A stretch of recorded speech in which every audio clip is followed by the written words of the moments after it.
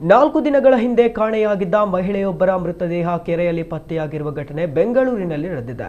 ಮೃತರನ್ನ 29 ವರ್ಷದ ಜ್ಯೋತಿ ಎಂದು ಗುರುತಿಸಲಾಗಿದೆ.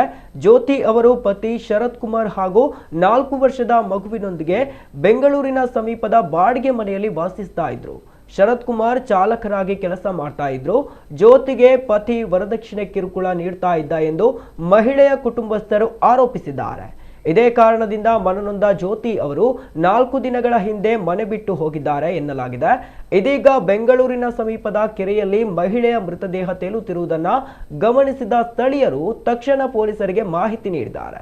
ಸ್ಥಳಕ್ಕೆ ಆಗಮಿಸಿದ ಪೊಲೀಸರು ಮೃತದೇಹವನ್ನು ಹೊರತೆಗೆದು ಪರಿಶೀಲನೆ ನಡೆಸಿದ್ದಾರೆ. ತನಿಖೆ ಮುಂದುವರೆಸಿದ್ದಾರೆ.